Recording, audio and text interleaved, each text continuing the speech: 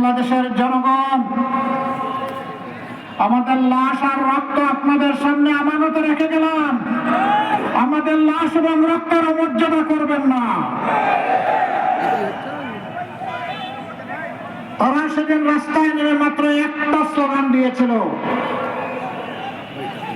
এই ভাই বসার কি? আপনি বসেন তো, আপনি যে বসার কথা বলছেন, আপনি বসে যান, ডিস্টার্ব করেন মাঝে মাঝে, দাঁড়িয়ে বসেন।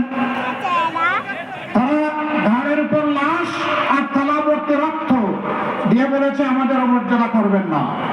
তাদের দাবি ছিল উই ওয়ান্ট জাস্টিস, আমরা সব ক্ষেত্রে ন্যায় বিচার চাই।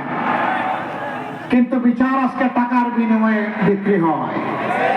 গ্রাম আদালত থেকে শুরু করে উচ্চ আদালত, না হলে উচ্চ আদালতে ভয়াবহ ঋণ খেলাপিরা কেমনে জাতীয় সংসদ সদস্য হিসেবে দাঁড়াবার স্বপ্ন দেখে? জনগণের টাকা নিয়ে পেটের ভিতরে রেখেছে। এই মাইক, আপনি থামেন, আপনাকে মাইক করে দিতে বলছে, আপনি থামেন তো।